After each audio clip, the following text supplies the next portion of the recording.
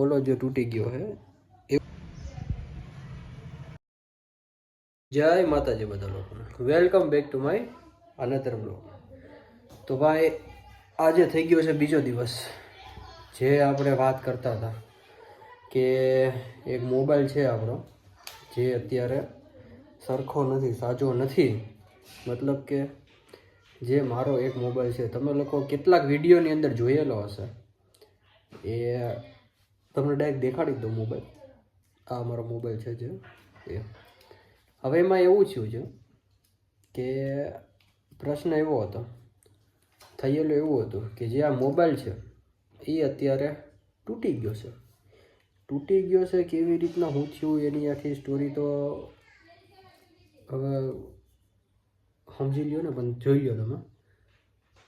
આખે આખો તૂટી ગયું છે।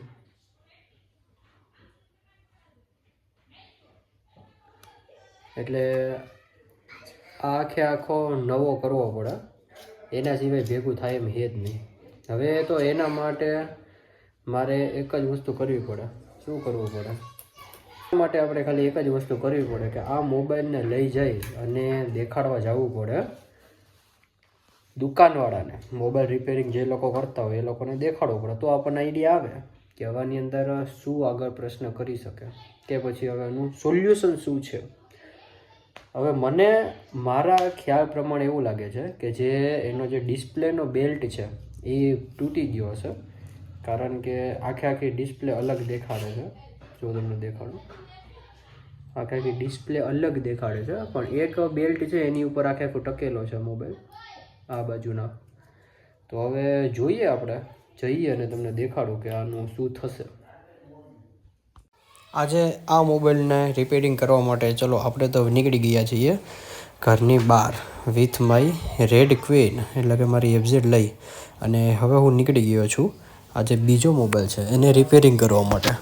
કાલનો પણ સેમ ટુ સેમ હાલ હતો કે કાલે પણ એક મોબાઈલને આપણે રિપેરિંગ કરવા માટે ગયા હતા, તો આજે આ બીજો રિપેરિંગ કરવા માટે જઈએ। હવે જે મારો અનુમાન છે કે એની ડિસ્પ્લેનો ખાલી એક બેલ્ટ જ તૂટી ગયો છે, એના લીધે કશું દેખાતું નથી। તો હવે આ જોવા માટે આપણે દેખાડી દઈએ દુકાનવાળાને। તો ભાઈ ગાડીને આપણે પાર્ક કરી અને મોબાઈલવાળાને દેખાડી દીધી છે આખા મોબાઈલ। તો હવે આપણે રિટર્ન જઈએ છીએ ઘરે। હવે શું થયું એ હું તમને હમણાં એન્ડિંગની ક્લિપની અંદર દેખાડીશ કે આપણે મોબાઈલને રાખ્યો છે કે પછી એ ભાઈને દઈ દીધો છે, કે પછી એનું શું કર્યું છે। દઈ દીધો ઇટ મીન્સ કે રિપેરિંગ કરવા માટે આપી દીધું છે કે નહીં, પરંતુ એના માટે તમે થોડુંક વેઇટ કરો। આ 2 થી 3 દિવસથી કન્ટિન્યુ ચોમાસું ચાલુ જ છે। જો ફાઇનલી આપણે પહોંચી ગયા છીએ ઘરે, અને જે આપણો અનુમાન હતો, જેમ ખતરનાક લેવલનો અનુમાન હતો કે આપણને એમ થઈ ગયું હતું કે હું જ છું આ મોબાઈલનો મેન રિપેરિંગ કરનાર। જોઈ લો મારું મોઢું તમને દેખાતું હશે। જે આપણે અનુમાન લગાડ્યો હતો કે ખાલી ડિસ્પ્લે, કાંઈ થયું નથી વધારે, ખાલી ડિસ્પ્લેનો એક પોલો જો તૂટી ગયો છે એવું આપણે અનુમાન લગાડેલું હતું, પણ એ અનુમાન આખું ચકનાચૂર થઈ ગયું છે। એનું મેન કારણ એક જ છે કે આપણે આખી ડિસ્પ્લે જ વહી ગઈ છે।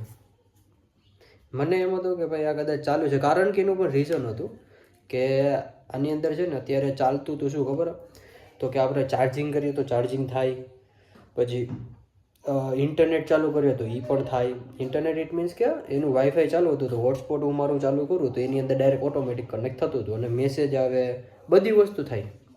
ખાલી એક વસ્તુ દેખાતી નથી, તો મને એમ કે કદાચ બેલ્ટ હલી ગયો છે, પણ આખી ડિસ્પ્લે જ ઉડી ગઈ છે। એટલે હવે કોમ્બો કે એવું કંઈક નખાવાનું છે। તો હવે આપણે આનું કાર્યક્રમ કરવું જ જોશે। આજથી લઈને 1-2 દિવસ પહેલાં, 1-2 દિવસ નહીં, કાલે જ કદાચ પેલો મોબાઈલ હતો એ મોબાઈલ રિપેરિંગ કરી નાખ્યો છે, તો હવે આનું દેવું પડશે। અને અત્યારે આપણે ન દીધું એનું મેઇન રીઝન હતું કે એ કીધું હતું કે વાર લાગશે 1-8 દિવસની। તો હું કહું કે સારું ચલો તો હું તમને કેવડાવું, કારણ કે મારે જવાનું હતું બહારગામ પાછું, એટલે હું 2-3 દિવસની હોય, તો એના કરતાં હું પાછું આવું કેશોદ, અને એના પછી આપણે આને રિપેરિંગની અંદર નાખીશું। સારું ચલો મળીએ આવા જ બીજા આપણે વ્લોગની અંદર। ત્યાં લગી જે લોકો પણ નવા છે એ લોકો ખાસ કરીને આ ચેનલને સબસ્ક્રાઈબ કરી લેજો. અને જે લોકો જૂના છે એ લોકો આ ચેનલને બીજા લોકો પાસે પહોંચાડો એટલે બીજા લોકો પણ વિડીયો જોઈ શકે. જય માતાજી.